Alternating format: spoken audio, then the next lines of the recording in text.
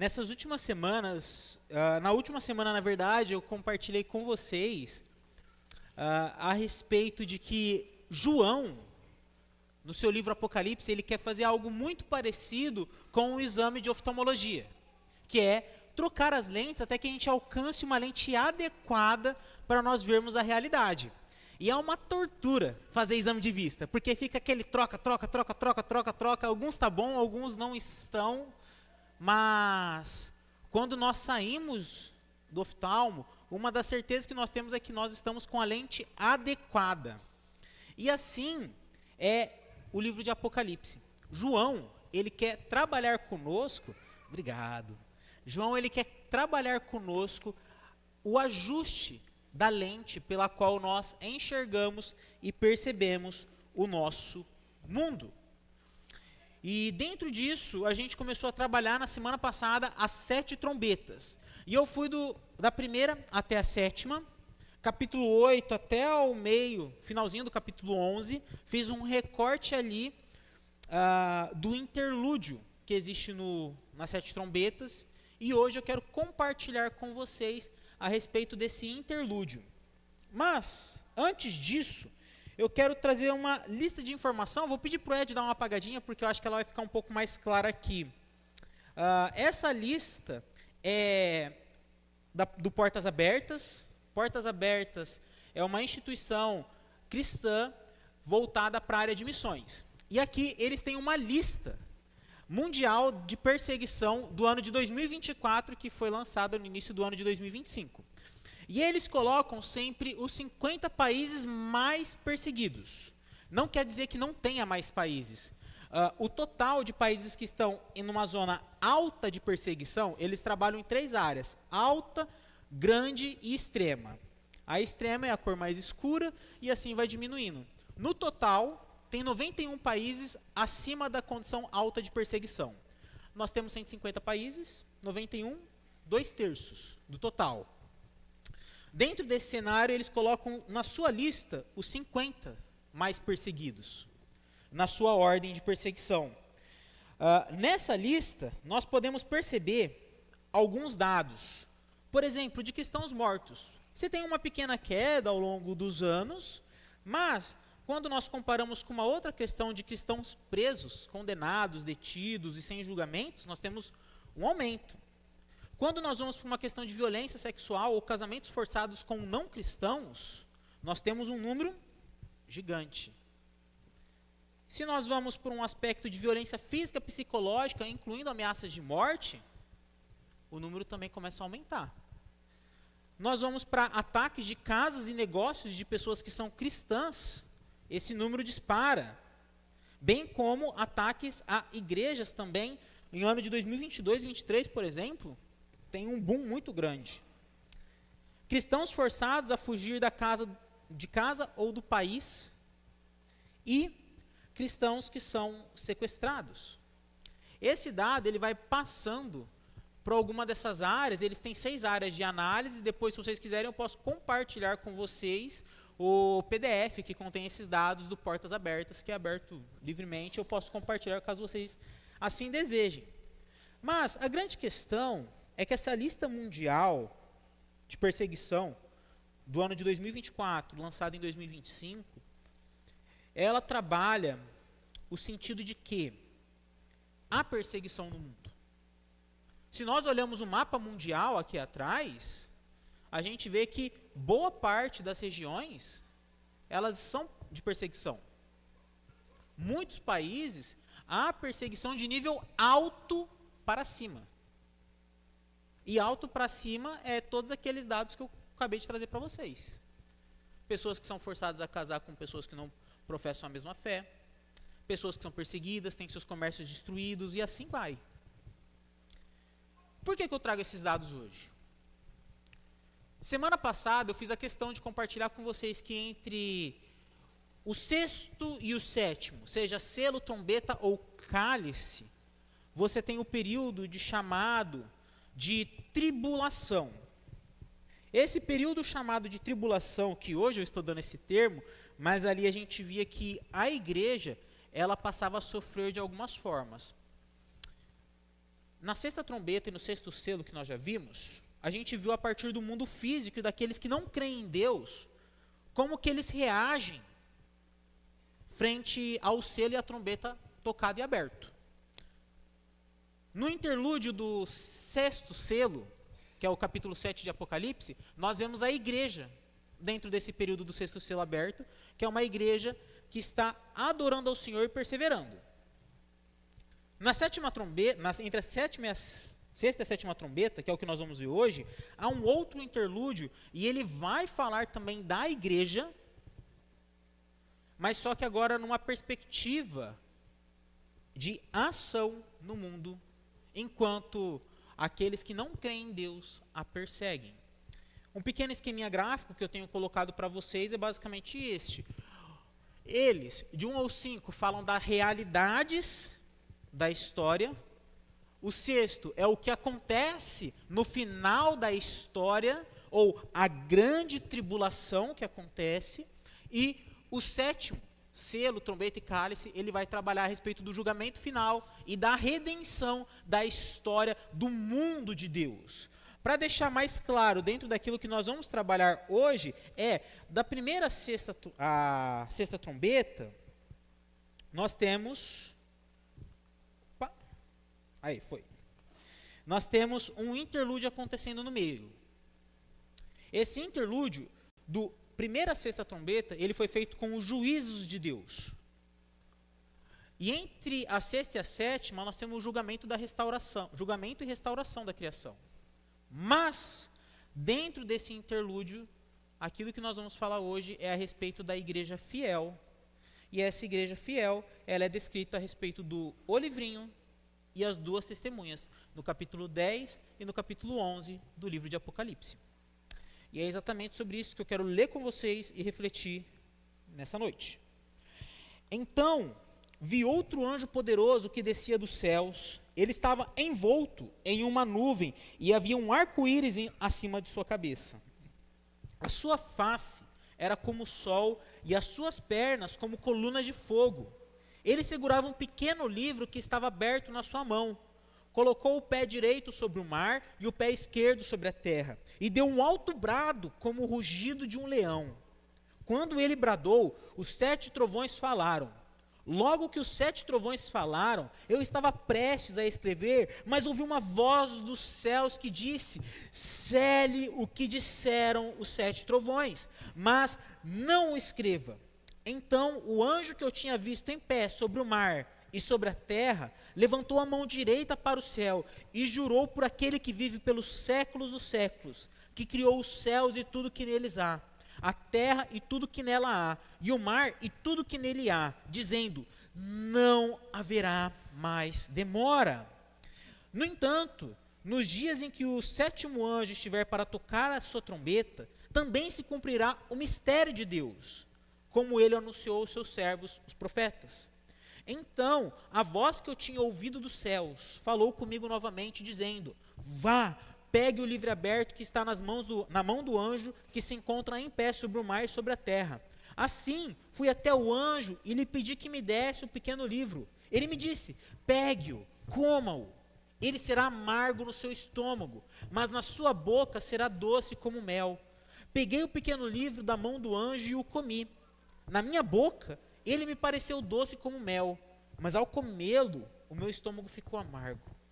Então me foi dito: é preciso que você profetize de novo acerca de muitos povos, nações, línguas e reis. Foi-me dado uma vara de medir semelhante a um caniço. E me disseram: vá, meça o templo de Deus e o altar e conte os adoradores que lá estiverem. Exclua, porém, o pátio exterior do templo. Não o meça, pois ele foi dado aos gentios. Eles pisarão a cidade santa durante 42 meses. Darei poder às minhas 2 testemunhas, e elas profetizarão durante 1260 dias, vestidas com pano de saco.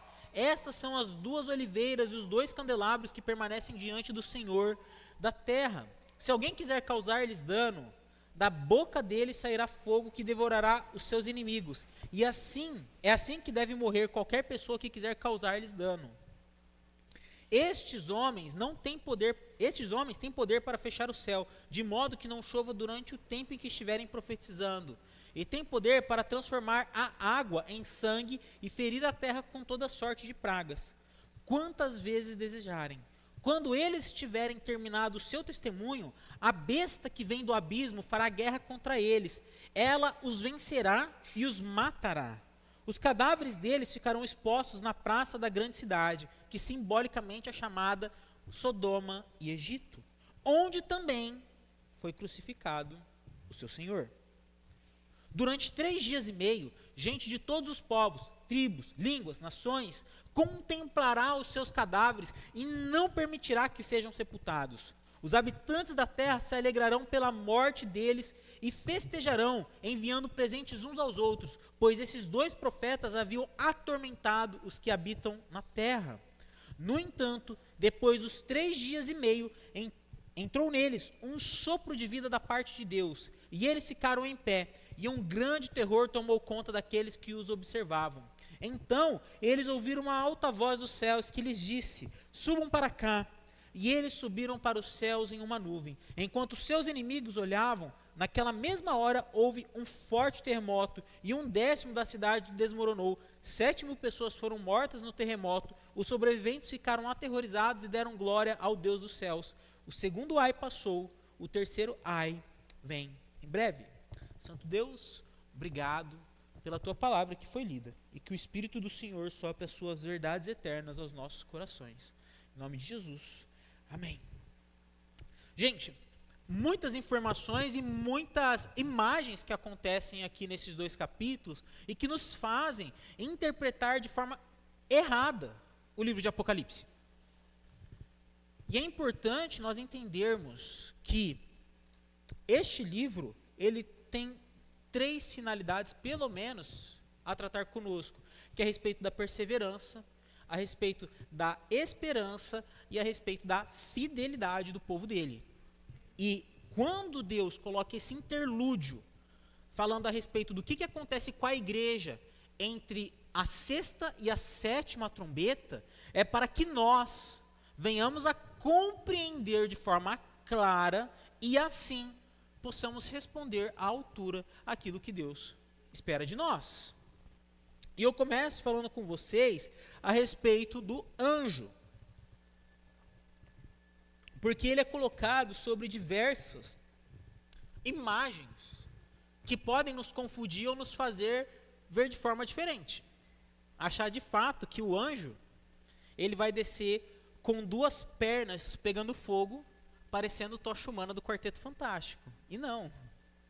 Mas vamos por partes. Primeiro, o anjo é colocado como vestido de nuvem. E a nuvem, ela representa a presença de Deus e a glória da vitória final. Uma das cartas que Jesus manda às igrejas, ele fala: eis que venho sem demora em uma nuvem passando sobre vocês. E essa nuvem que ele vem sem demora passando, eu compartilhei com vocês que é uma nuvem de poeiras feitas por um cavalo de guerra.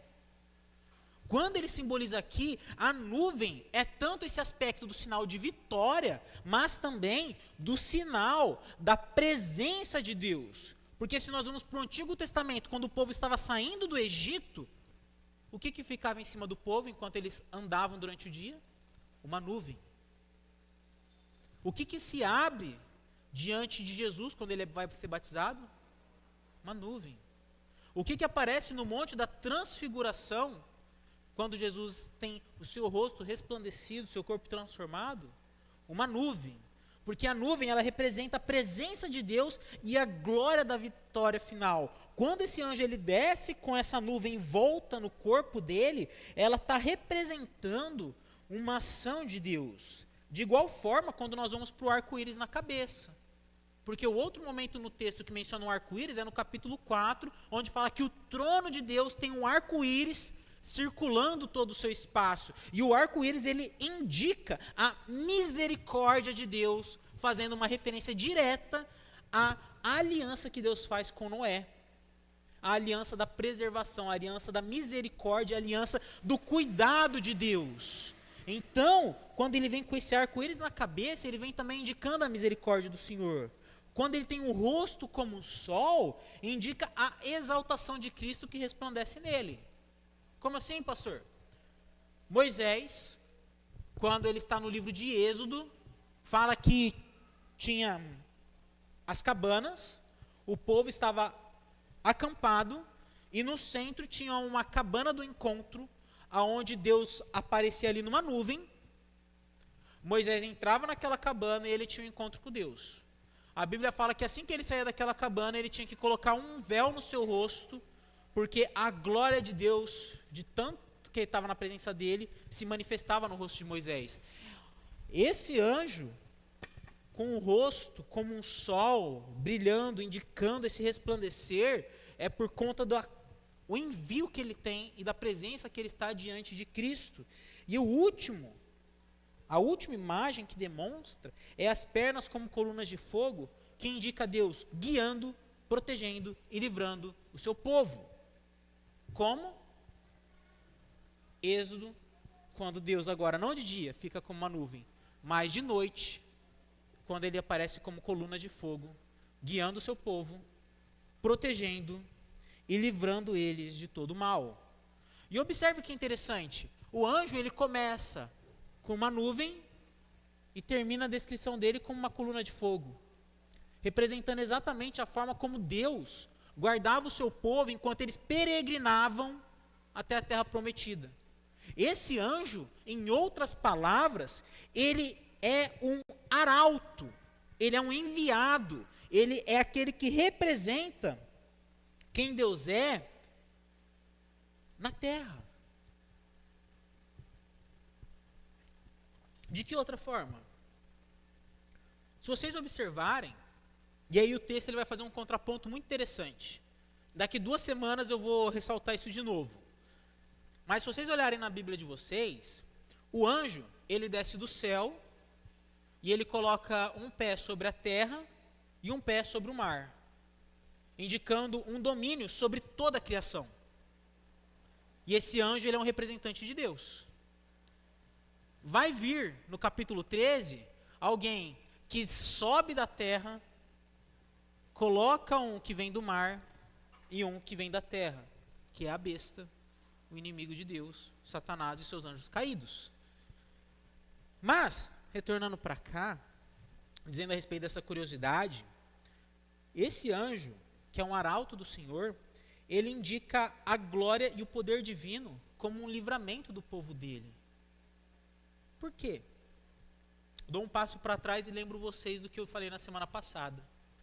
A 6ª trombeta, quando ela é tocada, aqueles que não seguem a Deus, aqueles que adoram falsos deuses, ídolos, esses ídolos e falsos deuses passam a destruí-los, se voltar contra essas próprias pessoas. E o que acontece? Elas se arrependem e se voltam a Deus? Não. Elas se iram e atacam aqueles que pertencem a Deus. E dentro desse cenário, o que João está vendo é que Deus ele envia um anjo para o povo dele que está sofrendo naquele período, falando que Deus estaria protegendo eles a todo momento. De que forma? Demonstrando que não há mais demora. Como assim? Veja, versículo 5, perdão. Então o anjo que eu tinha visto em pé sobre o mar e sobre a terra, levantou a mão direita para o céu e jurou por aquele que vive pelos séculos dos séculos, que criou os céus e tudo que neles há, a terra e tudo que nela há, e o mar e tudo que nela há, dizendo: não haverá mais demora. Parece meio fora de contexto para nós, mas para o leitor do primeiro século não era tão fora de contexto, porque ele tinha em mente o texto de Daniel 12, mais especificamente versículos 5 ao 7, aonde Daniel 12 fala que nos últimos dias teriam pessoas, e ele começa falando, quando tocasse a trombeta, haveria pessoas que se voltariam contra o povo de Deus. E a pergunta que Daniel faz para o anjo: até quando? E o anjo responde: Deus sabe, somente Ele. E quando o capítulo 10 de Apocalipse vê esse anjo chegando, ele está respondendo exatamente essa indagação de Daniel. Quando que Deus vai intervir na história e acabar com todo o mal? Não haverá, mas demora. Ou seja, Deus começará a agir. Deus vai intervir e caminhar a história para o seu devido fim. A pergunta que nos fica é: de que maneira Deus vai fazer isso? Através do livro que João come. Esse livro que João come, ele faz uma referência a Ezequiel 3. O profeta Ezequiel, Antigo Testamento, enquanto a nação de Israel está sofrendo ataques da Babilônia, eles estão sendo atacados e destruídos, Deus comissiona Ezequiel e fala: Ezequiel, você é meu profeta, você é minha voz. O que eu quero que você faça? Coma do livro e fale ao povo de Israel. E ele termina replicando novamente: transmita-lhe as minhas mensagens que você comeu deste livrinho. E que mensagem é essa? Vocês serão destruídos, vocês ficarão cativos durante 70 anos, e Deus lhes restaurará, trazendo de volta. Observe que é dado a Ezequiel uma mensagem profética que diz a respeito de momentos difíceis, mas de um agir soberano de Deus ainda assim. E por que ele come esse livro que é doce e amargo? Doce, porque Deus livraria o povo. Amargo, porque o povo teria que sofrer. Quando João ele recebe o livrinho da mão do anjo, ele está recebendo o livro que o cordeiro foi quebrando os selos. Uma parte daquele livro é que João agora recebe e ele come. E aquele livro é doce porque ele fala da nossa esperança, que este mundo, ele não será destruído, mas este mundo, ele será restaurado por Deus em breve, e toda iniquidade, toda injustiça, toda maldade seria destruída. Por isso que é doce, porque é aquilo que a gente mais deseja, um mundo sem sofrimento, um mundo sem dor, sem morte, sem maldade, estava por chegar. Por que ele é amargo? Porque o povo de Deus teria que sofrer nesse período. É um livro agridoce, porque a esperança ela passará por um breve período de sofrimento até que tudo aconteça. Sintetizando o que significa o livro, é a respeito do movimento de Deus na história. Significa que João, ao comer aquela mensagem, ele deve levar a sério ela, internalizar e colocar em prática as palavras daquela profecia. Aquilo que João está vendo no livrinho é: coma, faça isso descer dentro de você e viva ao compartilhar essa verdade.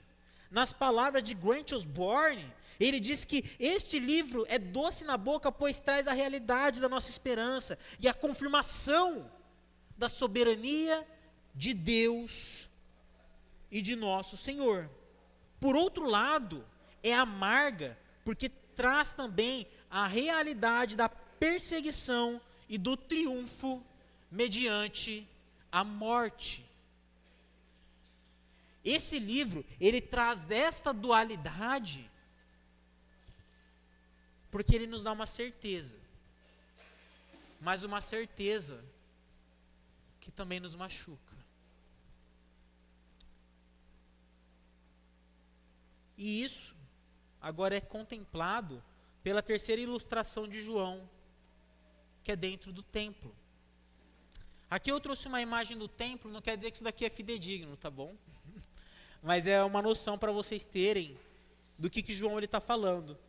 Porque depois que ele vê um anjo que é um comissionado por Deus, um arauto de Deus, ele recebe o livro do desenrolar do mundo.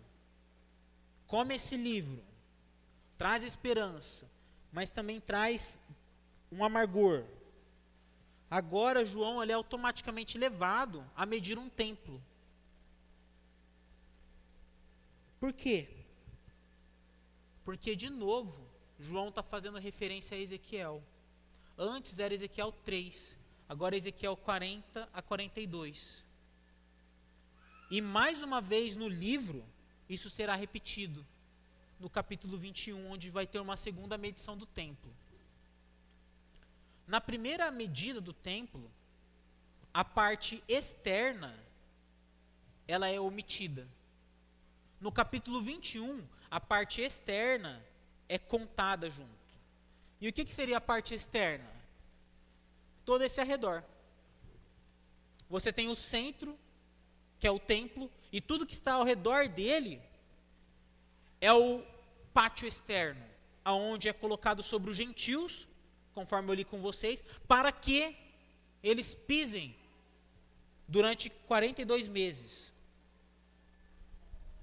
Uma questão antes. Todo templo é templo de Deus. Só que existe uma parte deste templo da qual Deus permite que aqueles que pertencem a Ele sofram. E é essa parte do amargor do livro que João come. Porque Deus permite que o povo sofra num leve período de tempo, da parte externa. Ezequiel, quando ele vai medir o templo, ele mede, e o que Deus fala para ele é: todo esse espaço que você mediu é onde o meu povo está, e eu não deixarei que a idolatria, eu não deixarei que uma vida que adore outros deuses impacte-os. Eu preservarei aqueles que pertencem a mim. Essa é a mensagem de Ezequiel. Quando João relê e aplica ao seu livro, ele fala que Deus fará a mesma coisa. Só que aqueles que estão dentro do templo, aqueles que já morreram, eles não serão tocados. Aqueles que ainda não morreram, que estão do lado externo do templo, que é a igreja, no período da tribulação, esses serão pisoteados pelas nações. E é essa parte que traz amargor para João. Essa é a parte que dói quando ela cai no estômago. Porque Deus é soberano e Ele sabe e Ele permite isso por um breve período de tempo. Mas ainda assim o seu povo não está isento. Por que não?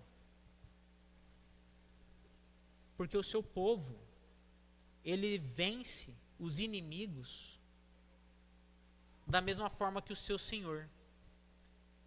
Como que Cristo venceu Satanás e sua obra? Mediante a morte. E como que nós participamos da vitória de Cristo? Mediante a morte. Capítulo 12 de Apocalipse vai falar isso, eu vou compartilhar com vocês semana que vem. Mas, veja, Marcos 9, Jesus chama os seus discípulos para ficarem um pouco afastados, e Jesus explica: eu estou sendo entregue. Quem é que está me entregando? Vai ser Judas? Não, é Deus. Deus está entregando Jesus para ser crucificado. E olha o que ele fala: será morto, mas 3 dias depois ressuscitará. O meu Deus, Ele me entregará para que eu vá para a cruz, mas 3 dias depois eu ressuscitarei e destruirei o grande inimigo. O povo de Deus, que é narrado aqui no capítulo 11 de Apocalipse, estando ao redor do templo, eles também serão entregues por Deus. Mas na morte deles haverá vitória. Porque enquanto Satanás e seus anjos caídos, eles acham que eles vencem ao tirar as nossas vidas, na verdade o que eles estão fazendo é demonstrar a nossa vitória sobre eles por meio de Cristo Jesus. Essa é a mensagem do capítulo 12, que nós vencemos mediante a morte, porque a morte já não é mais um inimigo para nós, porque Cristo a destruiu. Osborne, comentando mais um pouco sobre isso, ele vai dizer que a medição protegia o templo da abominação da adoração idólatra, dentro de seus limites. Aqui significa que Deus protegerá espiritualmente seu povo da contaminação de influências idólatras. Dentro do grande cenário da qual a igreja viverá, ela será preservada por Deus para não ser contaminada com a idolatria. Ela será preservada da ira de Deus, mas ela não será preservada da ira da besta. E quando isso acontece, é uma das perguntas que vem a ficar conosco. E é exatamente o que João ele vai falar ao mencionar as duas testemunhas. As duas testemunhas, eu cito Deuteronômio 17. Por quê? A gente pergunta, por que são duas?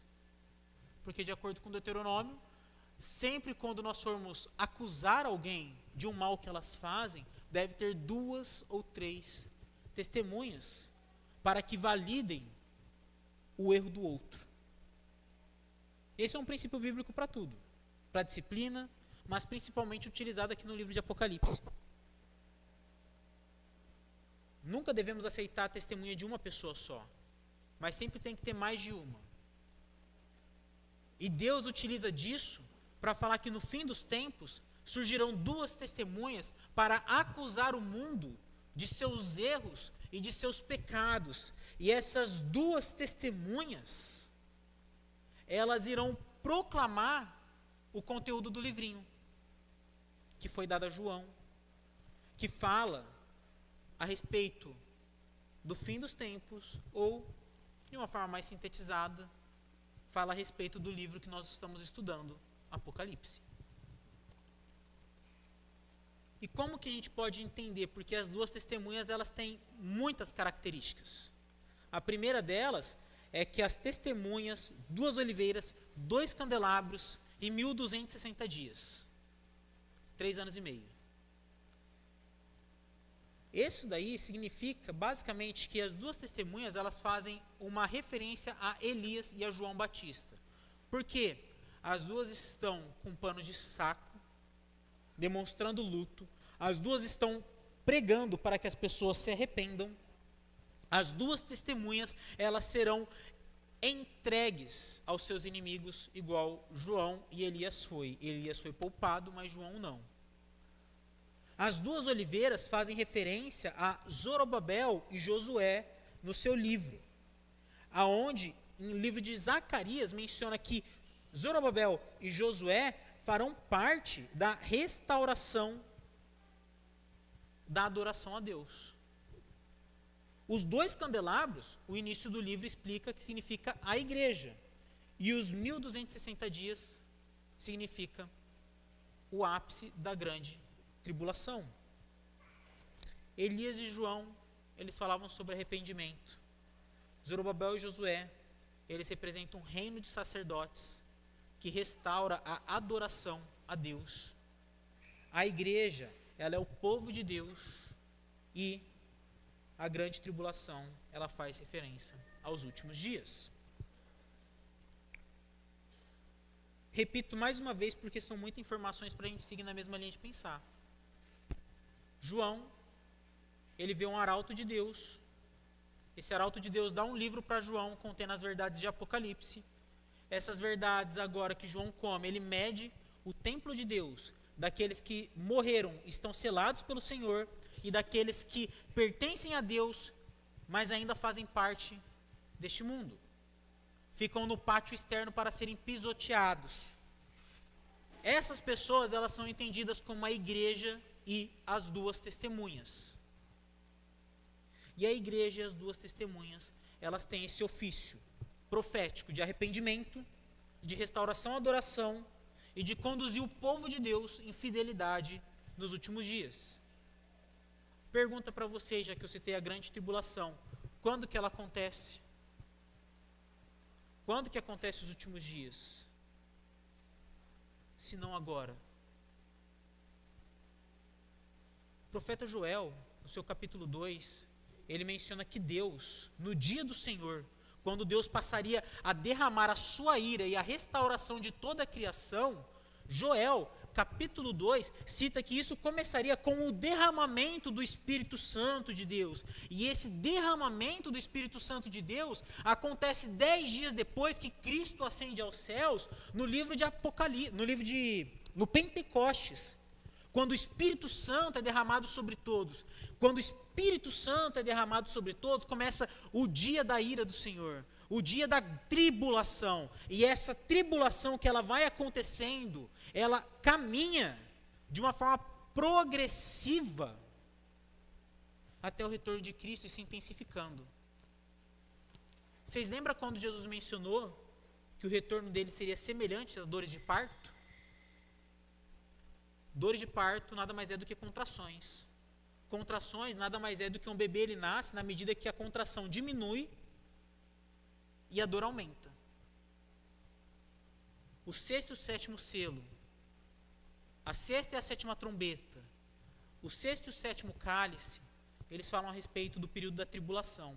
E essa tribulação ela é gradativa.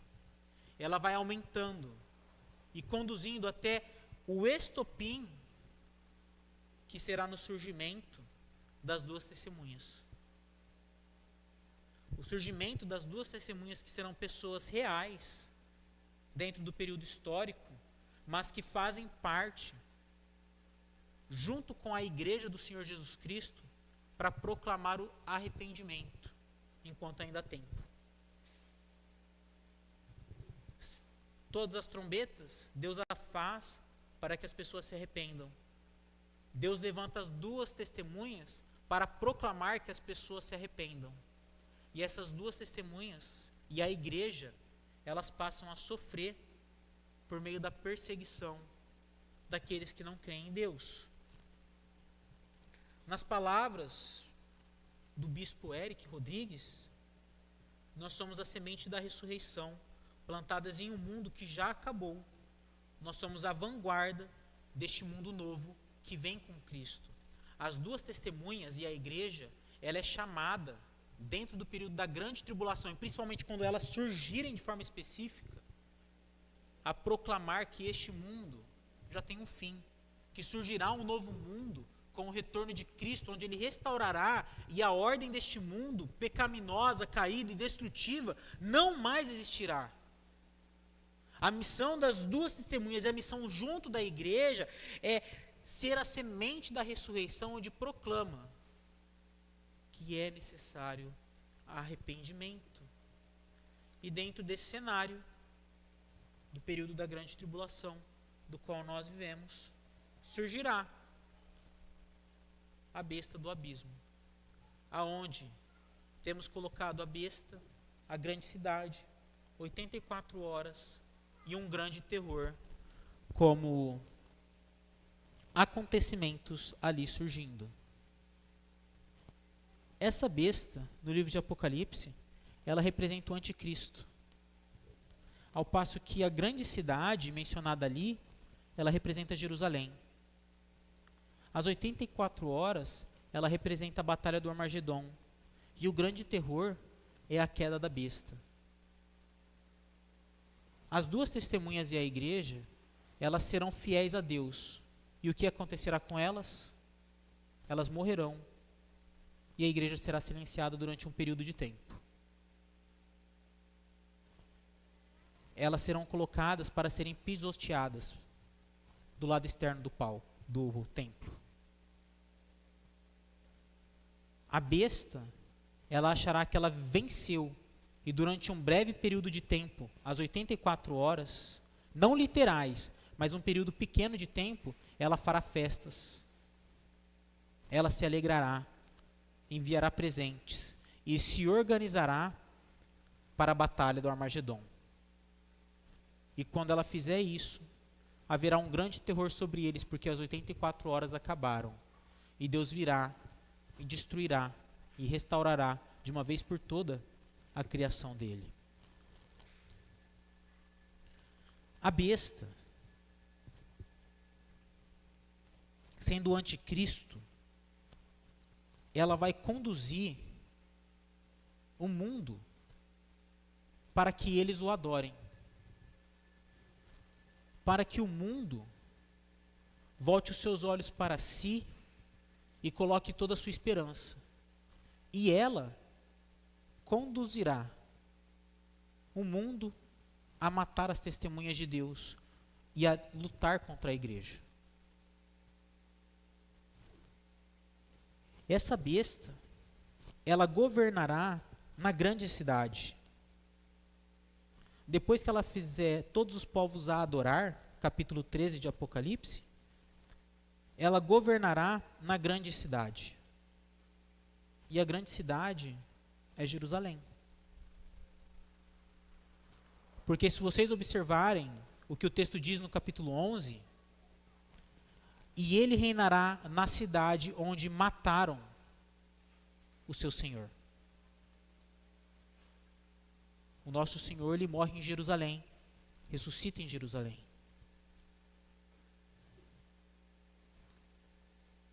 Além disso, ele faz um paralelo que a Jerusalém, ela terá o espírito de Sodoma e do Egito. Um espírito de rebelião e um espírito de escravização e derramamento de sangue. A cidade de Jerusalém será o palco do anticristo para perseguir a igreja. E nesse breve tempo onde ele aparentará ter ganhado, que são as suas 84 horas, ele fará festas e ele se organizará para lutar contra Deus. Utilizando a linguagem de Apocalipse, do capítulo 16, se vocês lerem depois a sexto cálice, fala exatamente sobre isso. E se vocês lerem do capítulo 20 de Apocalipse, fala exatamente sobre isso. Aonde eles acham que eles venceram e eles têm poder, então eles vão guerrear contra Deus.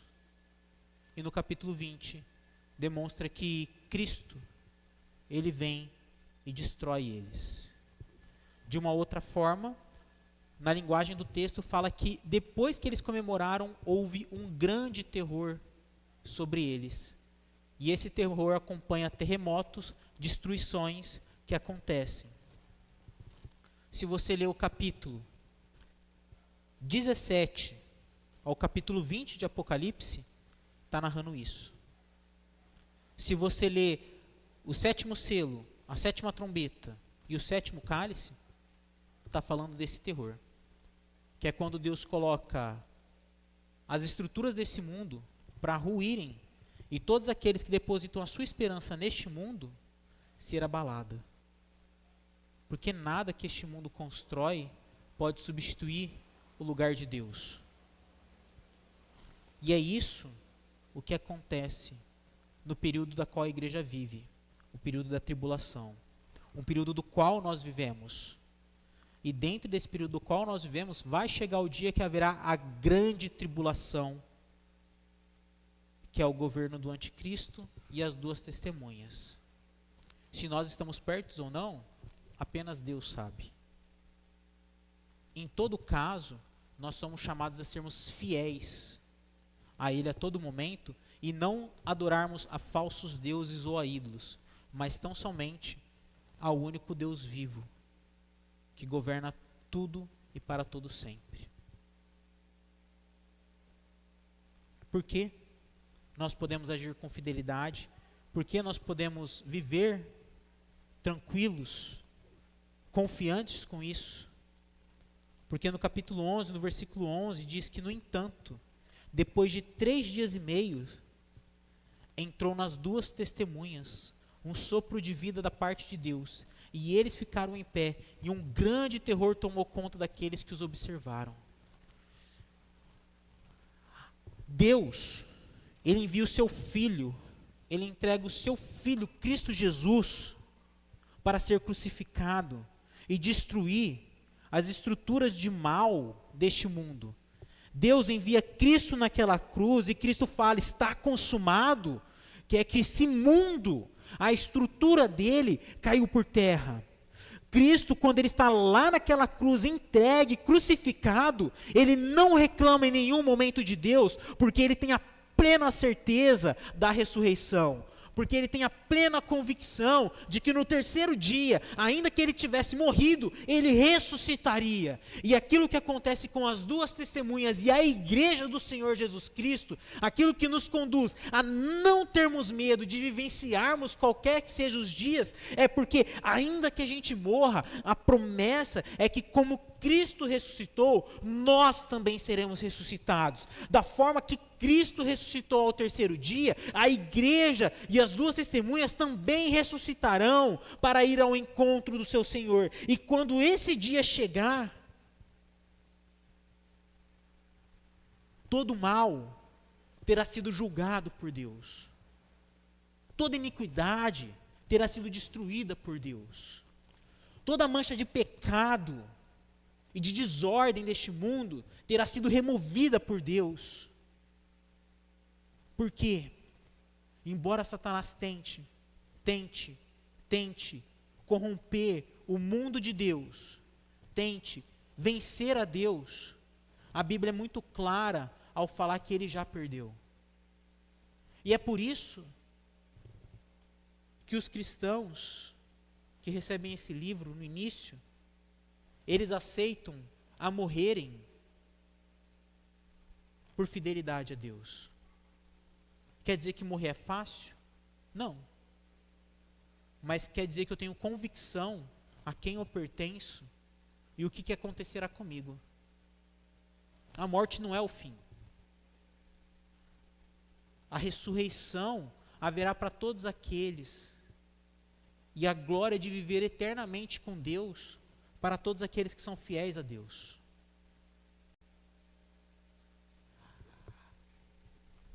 Cristo, ele ressuscita ao terceiro dia para que a gente entenda que ele é o primeiro de muitos.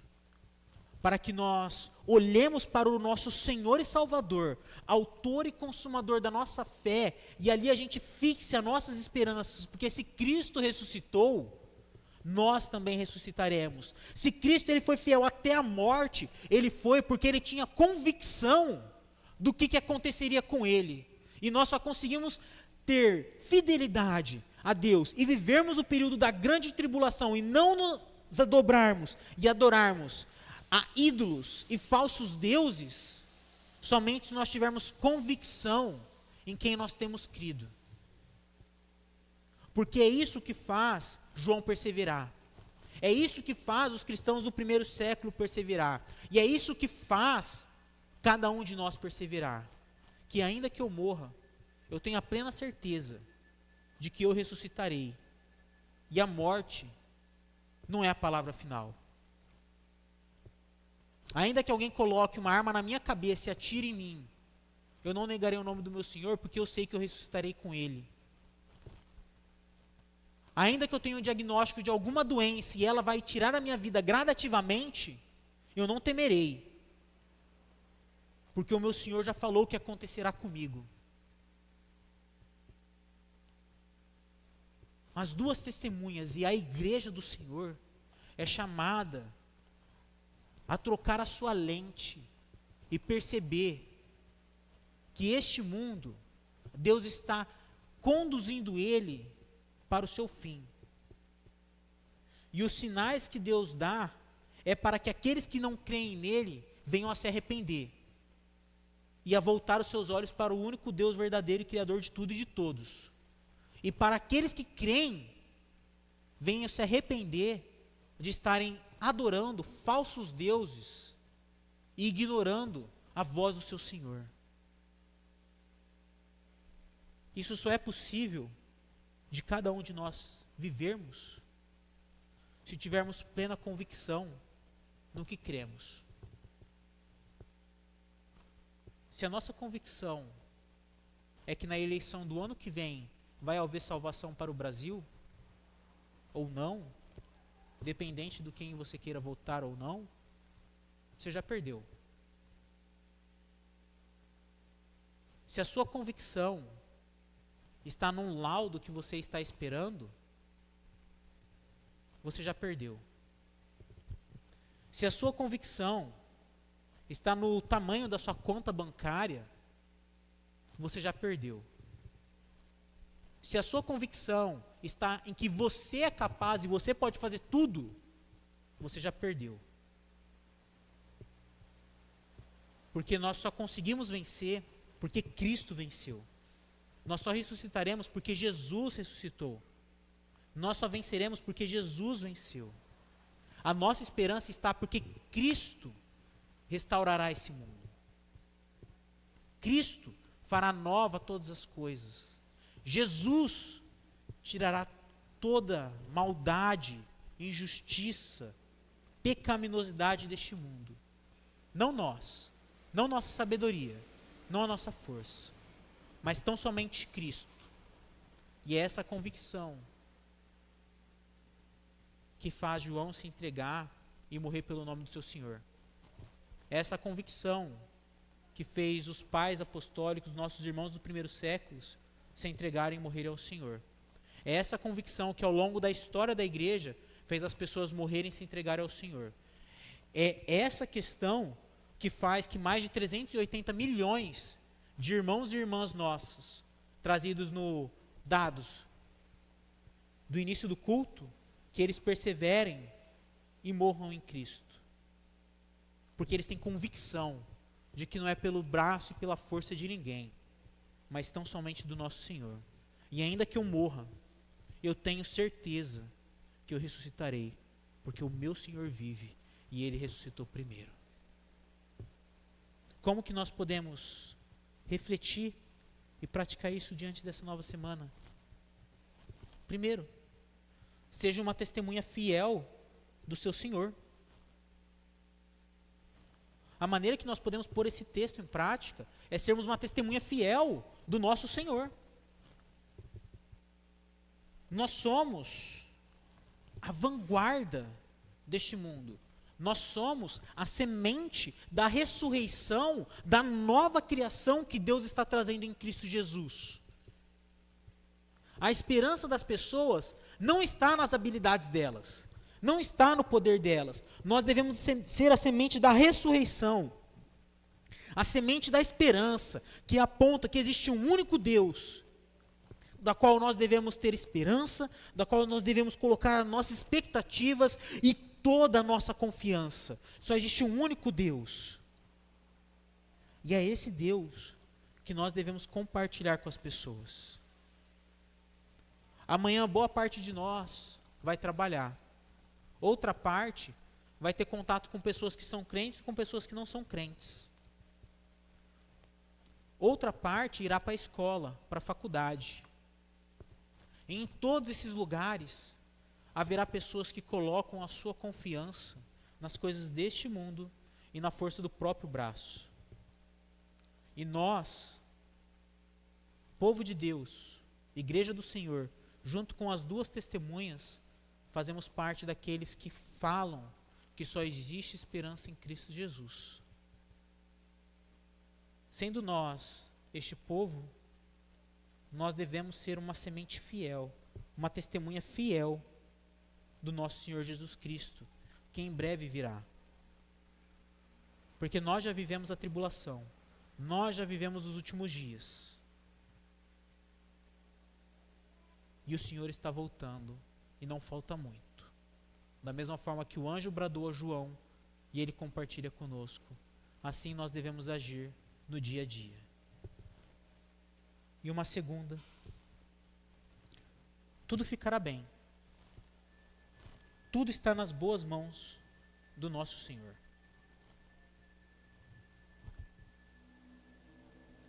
Deus, Ele permite que o mundo esteja como está. Deus, Ele permite que o mundo piore. Por quê? Se Deus é bondoso. Porque o mundo está tão ensurdecido para a voz de Deus, que o sofrimento ou os juízos de Deus é o megafone dele para ouvidos ensurdecidos. As trombetas são sinais para que as pessoas se arrependam. As duas testemunhas da igreja são a proclamação para que as pessoas se arrependam. E dentro desse cenário, Deus permite que coisas difíceis, complicadas e ruins venham acontecer com o povo dele.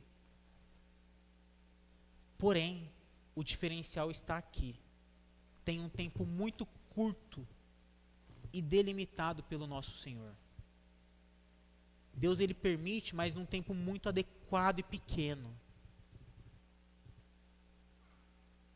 Tudo está nas mãos do nosso Senhor. E Ele caminha a história para um fim bondoso e maravilhoso. Esse tempo que resta com dificuldades, com coisas complicadas, é para que aqueles que não creem venham se arrepender e voltar os seus olhos a Deus. E para nós que cremos, compartilharmos que Cristo volta e que tudo ficará bem. Por que ficará bem? Porque Jesus ressuscitou. Se Jesus ressuscitou, tudo vai ficar bem. Se Jesus ressuscitou, uma nova vida existe. Se Jesus ressuscitou, esse mundo não será mais o mesmo. Se Jesus ressuscitou, esse mundo não está largado pelas próprias contas. Se Jesus ressuscitou, Ele está conduzindo a história para um fim maravilhoso. E tudo ficará bem. Tudo está nas mãos do nosso bom Senhor. A sua vida está nas mãos de Deus. A sua saúde está nas mãos de Deus. Os seus pensamentos estão nas mãos de Deus. A sua eternidade está nas mãos de Deus.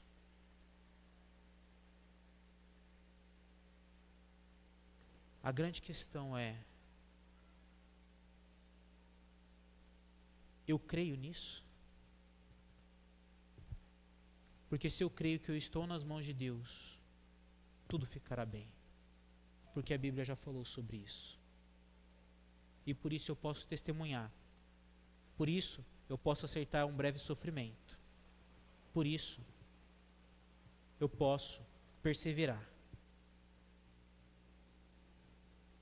Que o eterno agora invada os nossos corações e traga a esperança dessa nova criação.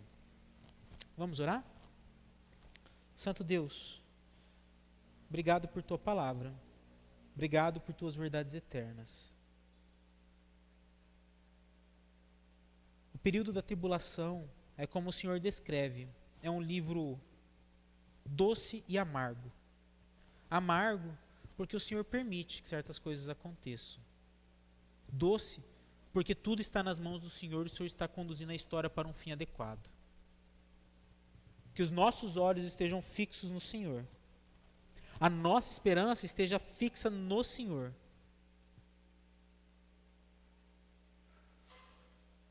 Que a nossa fidelidade esteja fixa no Senhor. E tão somente no Senhor.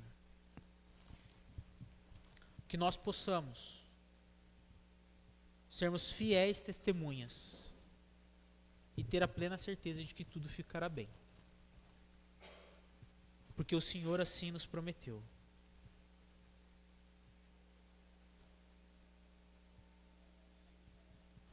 Que o Espírito do Senhor, Pai, nos conduza nessa verdade.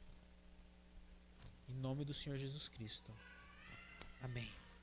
Agora, meus irmãos e minhas irmãs, que a graça do Senhor Jesus Cristo seja sobre cada um de vocês. Que o amor do Pai preenche e console o coração de cada um. E que o Espírito Santo conduzam todos vocês como testemunhas fiéis das verdades eternas. Para onde quer que forem. Desde agora e para todo sempre. Amém. Meus irmãos, alguns avisos